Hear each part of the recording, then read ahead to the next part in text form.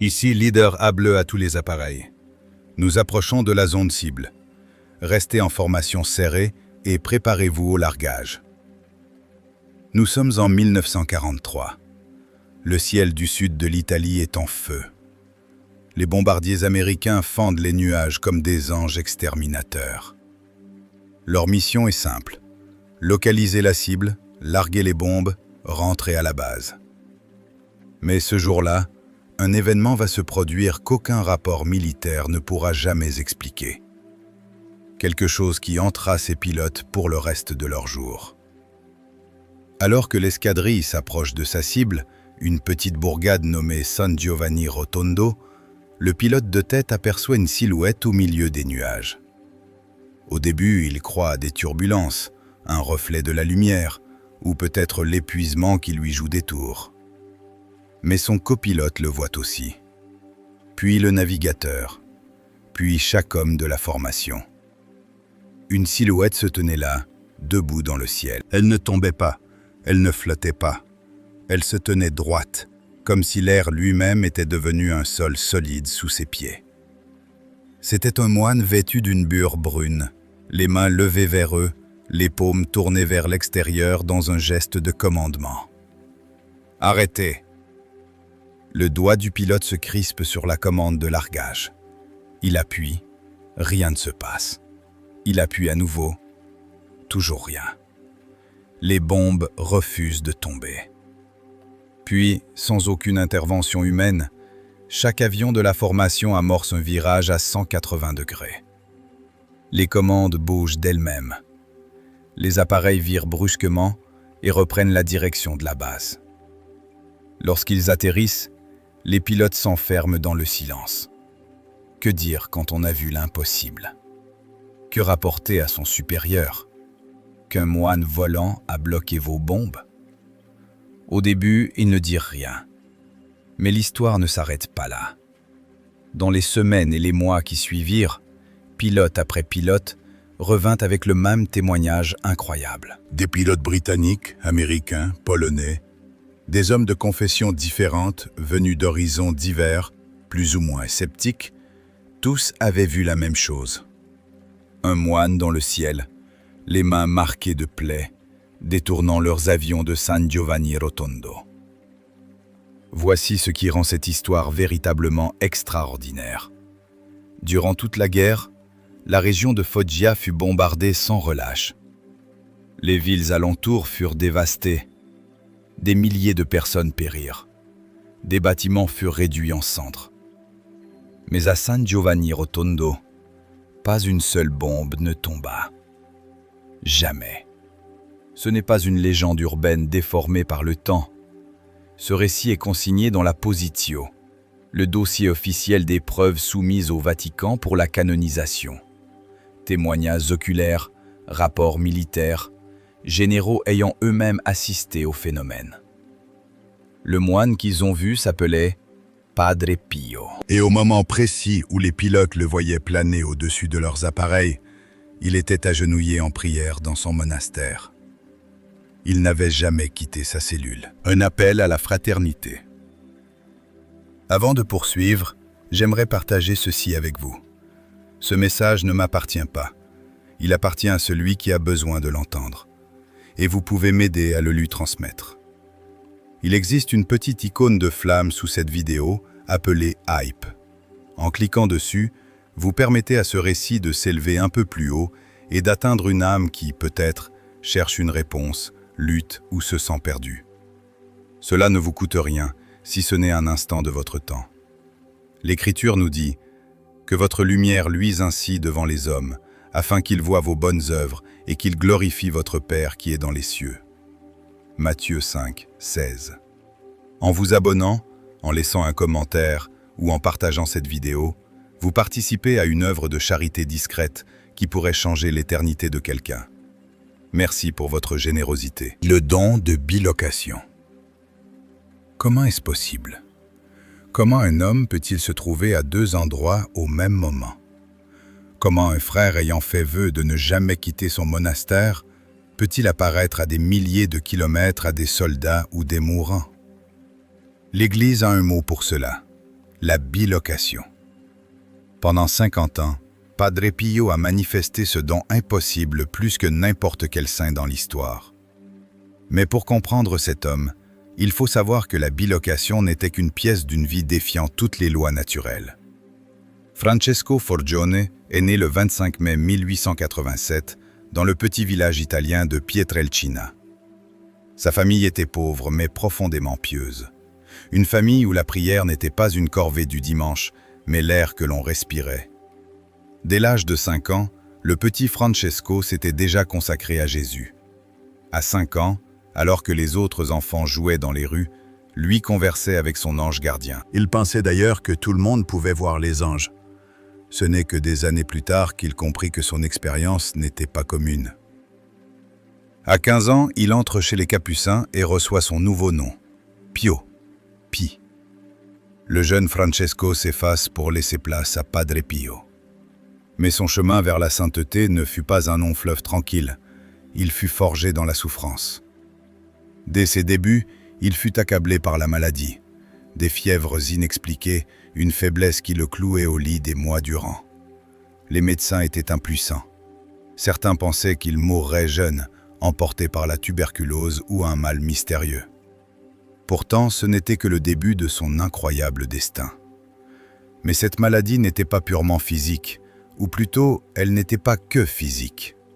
Padre Pio était déjà en guerre, et son ennemi n'était pas de ce monde. Il n'en parlait que rarement, et seulement à ses directeurs spirituels. Cependant, dans des lettres qui nous sont parvenues, le Père Pio décrit des attaques physiques de démons. Pas de simples tentations ou des tourments de l'esprit, mais de véritables agressions. Ils apparaissaient la nuit dans sa cellule, parfois sous la forme de monstres hideux, parfois déguisés en figures saintes, ou même sous les traits du Christ lui-même. Ils le frappaient, le jetaient hors de son lit, le laissant meurtri et ensanglanté sur le sol de pierre. Ses frères capucins entendaient le vacarme, les fracas, les sons d'une lutte acharnée. Au matin, ils trouvaient le Père Pio couvert de blessures inexplicables. Un démon lui dit un jour sans détour « Tu ne nous échapperas jamais, nous te tourmenterons jusqu'à la fin. » Ce à quoi Padre Pio répondit simplement « Faites ce que vous voudrez, j'appartiens à Jésus et il a déjà gagné. » L'apparition des stigmates. En 1916, à l'âge de 29 ans, Padre Pio fut envoyé dans le monastère isolé de Notre-Dame des Grâces, niché dans les montagnes du Gargano, près de San Giovanni Rotondo. Il pensait qu'on l'y envoyait pour mourir. Sa santé déclinait. L'air de la montagne pouvait l'aider, ou bien achever ce que la maladie avait commencé. Mais Dieu avait d'autres projets. Le 20 septembre 1918, un événement survint qui allait marquer Padre Pio pour le restant de ses jours. Alors qu'il priait seul dans le chœur après la messe, dans une chapelle déserte, une figure apparut devant lui. Le Christ blessé, sanglant, comme s'il était encore sur la croix. Des rayons de lumière jaillirent des plaies du Christ et transpercèrent les mains, les pieds et le côté de Padre Pio. Quand la vision s'évanouit, il regarda son propre corps. Ses mains et ses pieds saignaient, son côté était ouvert et laissait couler le sang. Les stigmates, les plaies du Christ, venaient d'apparaître sur le corps d'un simple moine capucin. Pendant les 50 années suivantes, ces plaies ne cicatrisèrent jamais. Elles saignaient chaque jour. Durant la messe, le sang imbibait ses vêtements sacerdotaux. Il portait des mitaines pour les cacher, mais le sang finissait toujours par transparaître. Des médecins l'examinèrent, des scientifiques firent des tests. Le Vatican envoya des enquêteurs à plusieurs reprises. Ces plaies auraient dû s'infecter, elles auraient dû le tuer. À tout le moins, elles auraient dû se refermer. Mais elles restèrent fraîches, ouvertes et saignantes pendant un demi-siècle. Et de ces plaies émanait une chose inexplicable, un parfum. Certains parlaient de rose, d'autres de violette ou d'encens. Ce n'était pas un parfum artificiel, Les enquêteurs confirmèrent que l'odeur provenait du sang lui-même. C'est ce qu'on appelle l'odeur de sainteté. Un phénomène qui n'a accompagné que les âmes les plus pures de l'histoire. Le mystère de la bilocation. Les stigmates et les attaques démoniaques auraient suffi à faire de lui un être extraordinaire. Mais la bilocation, c'était autre chose. Pour comprendre ce que Padre Pio a accompli, il faut comprendre ce que signifie réellement la bilocation. Ce n'est pas une projection astrale, ni une vision, ni une âme quittant un corps immobile. Cela signifie être physiquement présent, pleinement présent, en deux lieux distincts au même instant. La personne qui se biloque est éveillée, active et consciente dans les deux endroits simultanément. Lorsqu'on lui demandait comment cela était possible, Padre Pio donnait cette réponse mystérieuse. Cela se produit par une extension de ma personnalité. Comment une personnalité peut-elle s'étendre sur des milliers de kilomètres? Padre Pio ne l'expliquait pas. Je sais seulement une chose, disait-il à ses frères. Je vais là où Dieu m'envoie. Sa première bilocation recensée eut lieu en 1905, alors qu'il n'avait que 17 ans. Un soir, à 23 heures, le jeune frère Pio se trouva soudainement transporté dans une riche demeure, loin du monastère. Là, un homme était en train de mourir pendant qu'une petite fille venait de naître dans une autre pièce. La Vierge Marie lui apparut alors et lui dit « Je te confie cet enfant. C'est un joyau précieux. Je veux que tu la polisses pour qu'elle soit la plus brillante possible. » En un instant, Pio fut de retour au monastère. Des années plus tard, en 1922, une jeune femme nommée Giovanna Rizzani vint à San Giovanni Rotondo. Avant même qu'elle n'ouvre la bouche, le père Pio lui dit « Je te connais, j'étais présent à ta naissance. » Elle était née le 18 janvier 1905, la nuit même de sa vision. La foi au milieu de la guerre. Revenons à la guerre, à ces pilotes et à ces bombes qui refusaient de tomber. En 1943, l'Italie était envahie.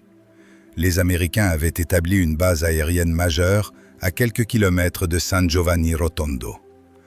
Parmi les troupes, une rumeur se propageait. Il y avait un saint homme dans les montagnes, un prêtre aux mains sanglantes capable de lire dans les âmes.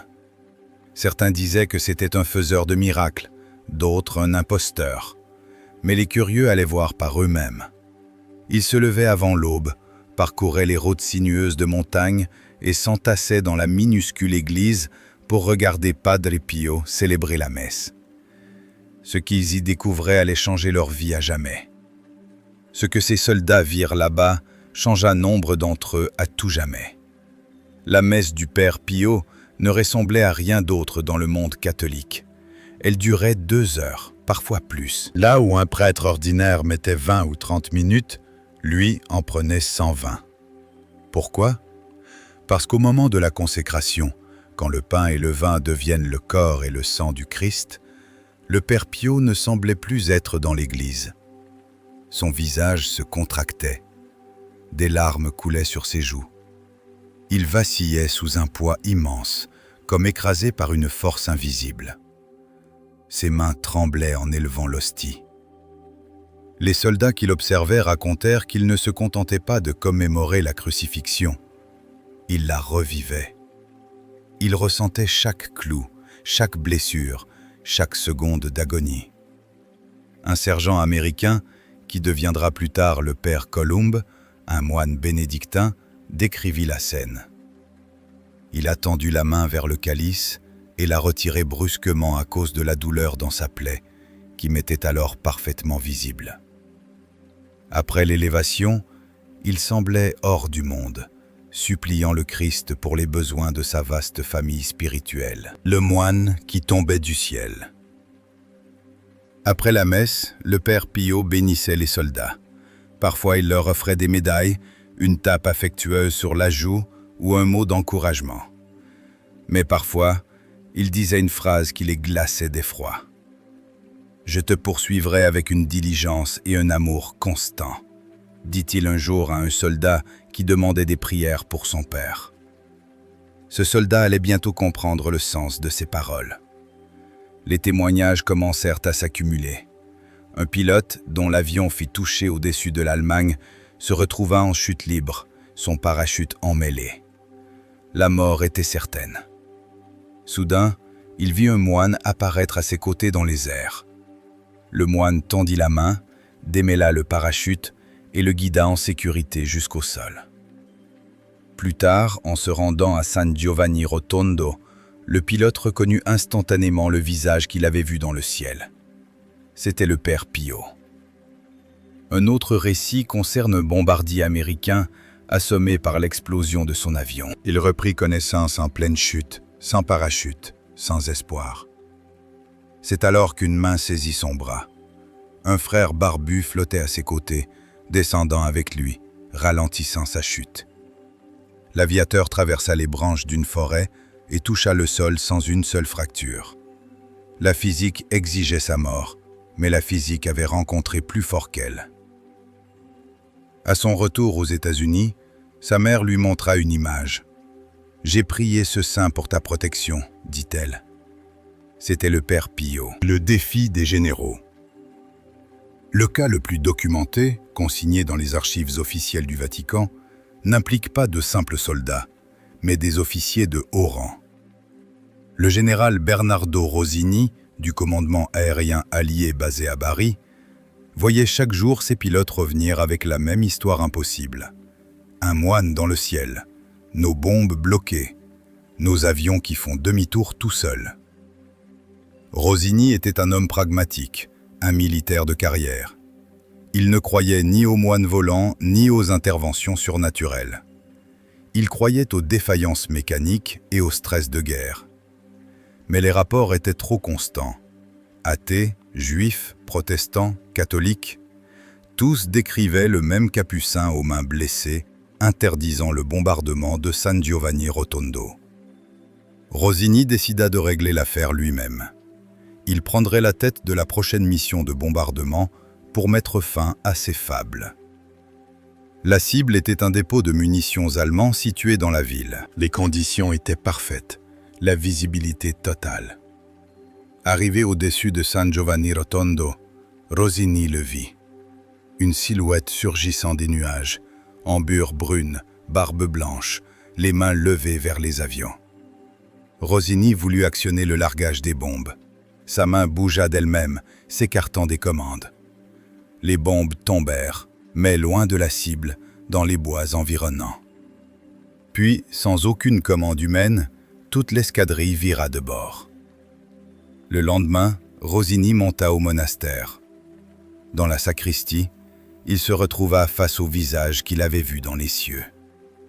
Avant qu'il ne puisse dire un mot, le père Pio s'approcha, posa une main sur son épaule et dit avec un sourire : « Alors, c'est donc toi qui voulais tout détruire ?»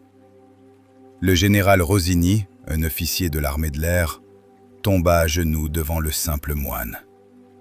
Il devint l'un de ses fils spirituels les plus dévoués. Le scepticisme américain. Nathan F. Twining. Rosini ne fut pas le seul. Les Américains eurent leur propre sceptique. Le général Nathan F. Twining, futur chef d'état-major de l'US Air Force. Stationné à Bari, il parlait d'hystérie collective. Pour prouver son point, il mena lui-même une escadrille. Alors qu'il approchait de la cible, Twining, le commandant de milliers d'hommes, vit ce qu'il n'oublierait jamais. Un moine planant dans les airs, juste devant son cockpit. Les mains levées, paumes vers l'extérieur. Et sur ses paumes, bien visibles, des plaies ouvertes et sanglantes. Comme pour Rosini, les bombes de Twining se libérèrent d'elles-mêmes dans des champs déserts, et son avion fut détourné par une main invisible. Toute l'escadrille suivit le mouvement. Pas une seule bombe ne toucha San Giovanni Rotondo. Après la fin de la guerre, le général Twining fit un pèlerinage.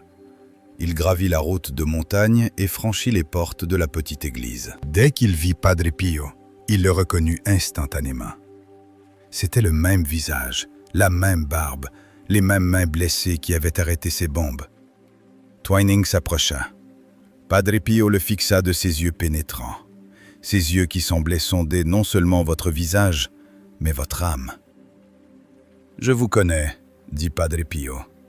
Vous êtes venu pour bombarder ma ville, mais Dieu avait d'autres projets pour vous. » Le général Nathan F. Twining, un protestant de la Nouvelle-Angleterre qui n'avait jamais accordé d'importance aux miracles ou aux saints, se convertit au catholicisme. Il devint un ami personnel de Padre Pio et lui rendit visite à de nombreuses reprises. Pour le reste de sa vie, chaque fois qu'on l'interrogeait sur les miracles, il racontait le jour où un moine avait arrêté ses bombes. Réfléchissez à la portée de cet événement. Durant la Seconde Guerre mondiale, l'un des conflits les plus dévastateurs de l'histoire, un simple frère a protégé toute une ville contre la puissance de l'aviation alliée. Non par la politique ou la stratégie, mais par la prière et ce mystérieux don de bilocation. Et pendant qu'il apparaissait dans le ciel, les frères qui vivaient avec lui confirmaient qu'il n'avait jamais quitté le monastère. Il était dans l'église, priant ou confessant. Il était en deux lieux à la fois, pleinement présent dans les deux. Au chevet des mourants, Milwaukee et Turin. Les récits de guerre ne sont qu'une fraction de ces bilocations. Il est apparu aux États-Unis, en Amérique du Sud, en Afrique. Parfois, les gens le voyaient distinctement. D'autres fois, ils ne sentaient que son parfum mystérieux de rose et de violette. À Milwaukee, dans le Wisconsin, un homme se mourait. C'était le père d'une des filles spirituelles de Padre Pio. Alors que la mort approchait, il ouvrit les yeux et vit un capucin debout à côté de son lit. Le frère sourit, murmura des paroles de réconfort et leva la main pour le bénir. La fille et son gendre, présents dans la pièce, virent également ce moine qui n'était pas là l'instant d'avant. Plus tard, Padre Pio confirma à la jeune femme « Ton père est sauvé, il est au ciel ». Il était à son chevet à Milwaukee tout en étant à San Giovanni Rotondo. À Turin, une femme priait désespérément pour son mari agonisant. Soudain, un capucin apparut dans la chambre d'hôpital, imposa les mains au malade, fit un signe de croix et disparut. Quelques heures plus tard, l'homme était assis dans son lit et demandait à manger. La maladie s'était envolée. Lorsque la femme se rendit plus tard en Italie pour le remercier, Padre Pio l'accueillit par son nom. « J'étais avec votre mari, mais la guérison vient de Dieu, jamais de moi. » La cellule du cardinal. Minzenti. Le récit de bilocation le plus saisissant concerne peut-être un cachot communiste à des milliers de kilomètres de l'Italie. Le cardinal Joseph Minzenti, primat de Hongrie et figure de proue de la résistance face au régime soviétique, fut arrêté et torturé en 1948. Pendant des années, il fut maintenu à l'isolement, privé de sacrements. Sa plus grande souffrance était de ne plus pouvoir célébrer la messe. Une nuit, un visiteur entra dans sa cellule. Un moine barbu aux mains blessées. Il apporta du pain et du vin et aida Minzenti à célébrer la messe dans ce donjon sous le nez des gardes. Des années plus tard, après sa libération, le cardinal apprit l'existence de Padre Pio. Lorsqu'on interrogea le père Pio sur cette visite, il resta d'abord évasif, puis finit par confier à un proche « Nous nous sommes rencontrés et nous avons parlé. Pensez-vous qu'il ne m'aurait pas reconnu ?» Puis son visage s'assombrit en pensant aux tortures subies par le prélat. Le diable est laid, mais il l'avait rendu plus laid encore que le diable. Un mystère qui nous dépasse. Comment expliquer tout cela? L'Église n'oblige personne à croire à la bilocation. Ce n'est pas un dogme nécessaire au salut. Cependant, elle reconnaît que Dieu accorde des dons extraordinaires à des âmes extraordinaires. Pour Padre Pio, les preuves sont accablantes. Ce n'est pas une simple histoire, ce sont des centaines de témoignages documentés, vérifiés et recueillis sous serment. Le Père Pio nous rappelle que le monde visible n'est qu'une mince paroi et que pour ceux qui vivent en Dieu, l'espace et le temps ne sont plus des obstacles, mais des ponts jetés par l'amour. Les archives militaires sont formelles. San Giovanni Rotondo n'a jamais été bombardé.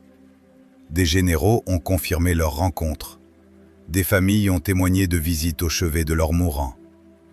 Lorsque le Vatican dépêcha l'évêque Raphaël Rossi pour enquêter, la bilocation fut l'un des points centraux de son rapport. À la question directe « Avez-vous déjà vécu une bilocation ?» le père Pio répondit avec son humilité habituelle. « Je ne sais pas comment cela se produit, ni quelle est la nature de ce phénomène. Mais il m'est arrivé d'être en présence de telle ou telle personne dans tel ou tel lieu. Je ne sais pas si mon esprit y a été transporté ou si ce que j'ai vu était une sorte de représentation. Je ne sais pas si j'y étais avec mon corps ou sans lui. » Imaginez cette réponse. Celui qui a vécu la bilocation plus que tout autre saint de l'histoire n'en comprenait pas lui-même le mécanisme. Il ne perdait pas son temps à théoriser. « Je sais seulement une chose, disait-il, je vais là où Dieu m'envoie. » Les frères capucins racontaient souvent cette anecdote. Un jour, ils discutaient d'un exploit technologique, un avion ayant relié Rome à New York en seulement 6 heures. Le père Pio sourit et dit « 6 heures ? Moi, je peux faire ce voyage en 1 seconde. » Les frères se turent. Ils savaient qu'il ne s'agissait pas d'une vantardise, mais d'un simple constat. Une réalité qui dépasse la science. Peut-être que tout cela vous semble trop fantastique, trop éloigné de ce que notre raison peut accepter. C'est une réaction compréhensible. Nous vivons dans un monde qui exige des preuves et des explications scientifiques. Mais réfléchissez, si nous croyons que Dieu a créé l'univers à partir du néant, si nous croyons en la résurrection, alors la bilocation est-elle si difficile à admettre? Pour Dieu, les lois de la physique ne sont pas des limites, ce sont des choix, et il peut choisir de les suspendre quand il le souhaite. Le père Pio ne se biloquait pas par sa propre force. « Je ne suis rien, Dieu est tout », répétait-il. Ce n'était pas un tour de magie, mais le bras de Dieu qui s'étendait à travers un instrument humble pour consoler, protéger et nous rappeler que le monde spirituel est plus réel que le monde matériel. Le dernier miracle. Le départ du Saint Padre Pio s'est éteint le 23 septembre 1968 à l'âge de 81 ans. Il avait porté les stigmates pendant 50 ans. Ses derniers mots à l'autel furent « Jésus, Marie ». Le lendemain matin, les frères le trouvèrent dans son fauteuil, son chapelet à la main. C'est alors qu'ils découvrirent une chose prodigieuse. Les stigmates, ces plaies qui avaient saigné chaque jour pendant un demi-siècle, avaient disparu. Pas de cicatrices, pas de marques. La peau était redevenue lisse, comme si elle n'avait jamais existé. Mais ces bilocations ne s'arrêtèrent pas avec son dernier souffle. Ce matin-là, à 6 heures, son médecin personnel, le docteur Cardone, vit le père Pio debout devant lui dans sa maison de Pietrelcina. Le moine était radieux, plus vivant que jamais. Il leva la main pour le bénir, puis disparut. Le docteur n'apprit que quelques heures plus tard que le père Pio était décédé à 2 heures du matin. Même après avoir quitté son corps, il venait dire adieu. L'héritage d'un géant de la foi. En 2002, Jean-Paul II a canonisé Padre Pio devant 300 000 personnes rassemblées place Saint-Pierre. Ce petit moine qui n'avait presque jamais quitté son monastère était devenu l'un des saints les plus aimés au monde. Que devons-nous retenir? Le surnaturel est réel. Ce n'est pas une métaphore.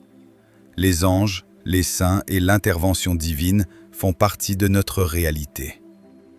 Le monde ne se réduit pas à ce que l'on peut toucher ou mesurer. La sainteté exige tout. Padre Pio n'était pas un saint confortable. Il a souffert dans sa chair, dans son esprit face au péché des autres, et même de la part des autorités de l'Église qui, pendant des années, se sont méfiés de lui et ont restreint son ministère. Sa vie est un défi lancé à notre époque matérialiste, un rappel que derrière le voile de notre quotidien, une présence infinie veille sur nous. La sainteté n'est pas un billet pour une vie facile, c'est un appel à porter la croix. Padre Pio nous enseigne enfin que la prière est une force réelle. Il priait sans cesse, ne dormant que quelques heures par nuit. Il offrait chaque souffrance pour le salut des âmes. Et par sa prière, des bombardiers ont été stoppés, Des mourants ont été consolés, des généraux se sont convertis et une ville entière a été épargnée. Vos prières comptent aussi, plus que vous ne le pensez, plus que vous ne pouvez le voir.